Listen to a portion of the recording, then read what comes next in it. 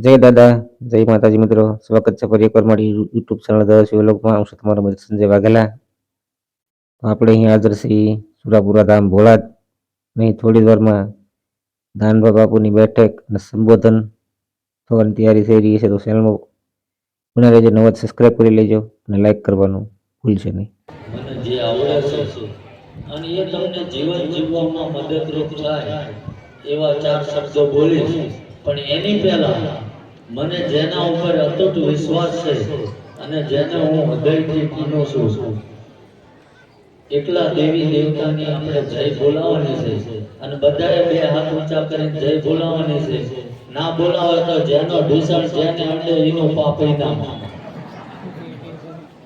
એટલે બે હાથ ઊંચા કરજો, બધાને આપણે જય બોલાવવાની છે. અને જે હાથ ના આપ્યા હોય એ ના કરતા.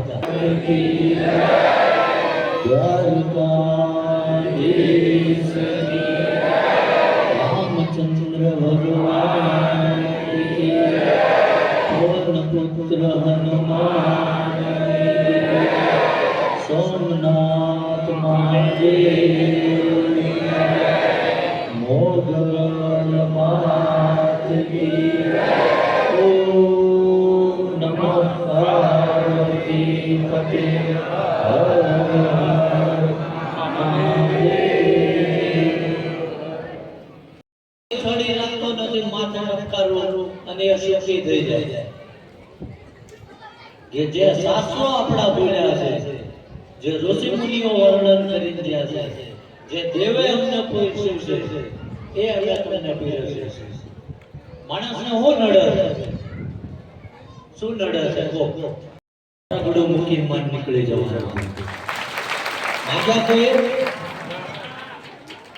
તમ તપાસ કરજો. કદાચ કાલ કોઈ ભૂવો ભગત કહેતો હોય, બધા ખોટા છે એવું નથી કહેતો હોય, પણ સાચો માણસ કહેતો હોય કે કાલ હવાર દાડો ઉઠે ને આવું થશે, આમ થશે, અને છતાંય તમારી વેળા પલટાતી ના હોય. અને જો રાત દાડો મેં મારા ઠાકરનું ભજન કર્યું હોય છે, અહીં આવવા વાળાને ક્યારે મેં છેતર્યો નહીં હોય, અને હંમેશા એને જમાડીને હું જગ્યો છું, અને આ કેટલી મિલકતમાં પૈસા આવે છે એ મેં કદી એના હમું દ્રષ્ટિ નહીં કરી હોય, અને તમારા તકદીરમાં ના હોય, અને જો હું મારો પરિવાર એક બાજુ હોમીને દોડ્યો હોય, તો હું મારા ઠાકરને એવું પ્રાર્થના કરું છું કે મારી જોડેમાં રહેલું તપર્યું એ તમારામાં નાખી દે, અને આયા કો એનું ફૂટ મારું તમને આપી દે. હું ઠાકર સામે બાજવા તૈયાર છું. બાપુને મળી લેવી. મેં હમણાં જોયું બેનો થાળી મૂકી મૂકી મારી પાસે આવતા. હવે મન મળી લે શું થશે? શું થશે મને એ કહો.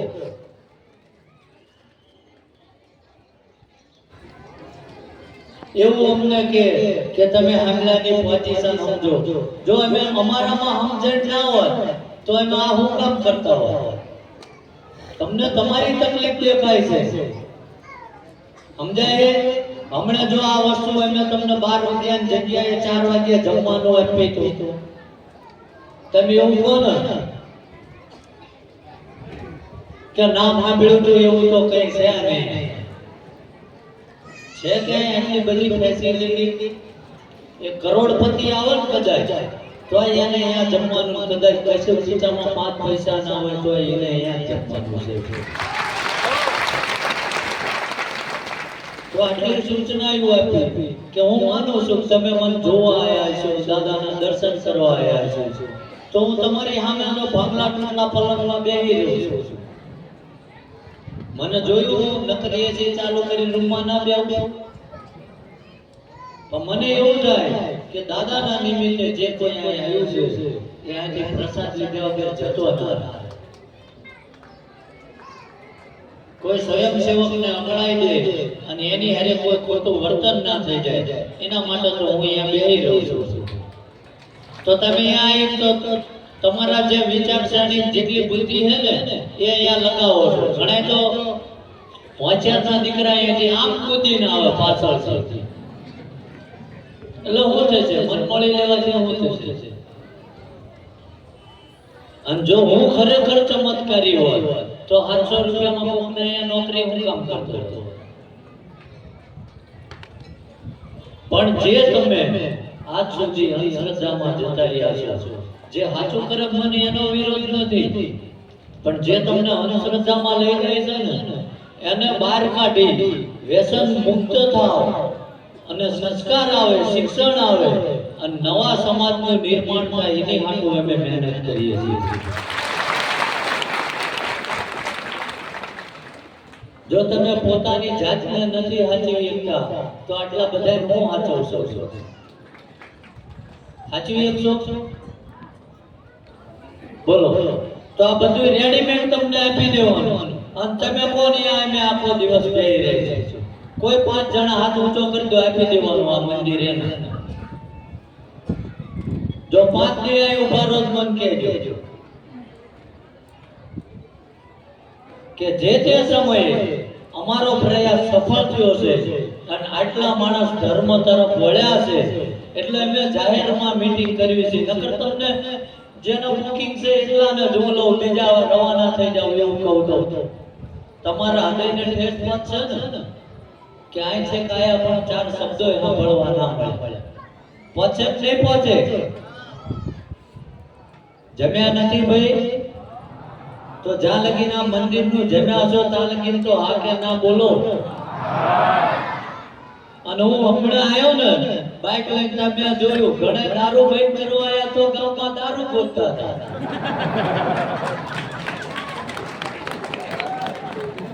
તો દારૂ બંધ કરવા ના હોય, ઉદડા મારવાની દવા પીને મરી જવાય ઘરે.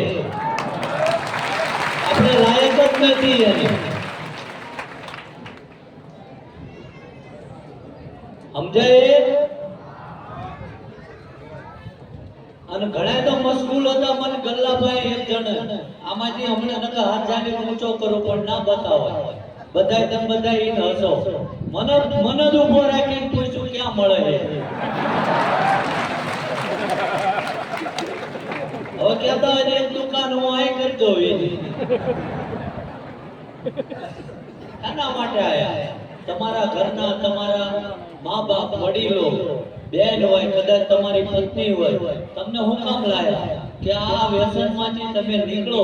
બાકી મારી પાસે એવાય પુરાવા છે, લીવર જતા રહ્યા, કિડની જતી રહી, 10 વર્ષ પછી પાછો તમારો સમાવેશ એમાં છે.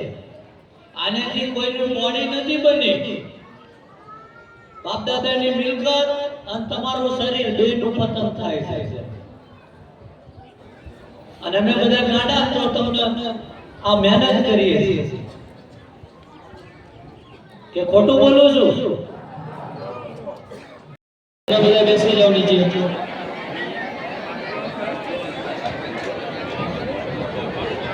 હવે બે બાજુ આપણે સ્વયં ગોઠવાઈ જાવ. કોઈ દરવાજા ઉપર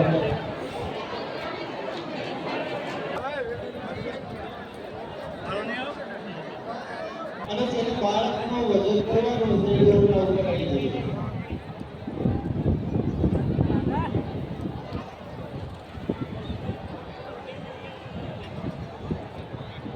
મિત્રો, દાદાનું સંબોધન પૂરું થયા બાદ અહીં વ્યસન મુક્તિ મળવા માટે કોઈ બુકિંગ કે કોઈ લાઈન લેવાની જરૂર નથી. દાદાને મંગળવારમાં દિવસે આવી અને ગમે ત્યારે મળી શકે છે. તેની પણ માહિતી તમને મળી ગઈ છે. મિત્રો, તો આપણે સુરાપુરા ધામ ભોળાનો 3જો ભાગ પણ આવે છે. એના માટે તમારી ચેનલને સબસ્ક્રાઈબ જરૂર કરજો. કમેન્ટમાં જય દાદા લખજો. ફરી મળીશું બીજા બ્લોગમાં. જય માતાજી.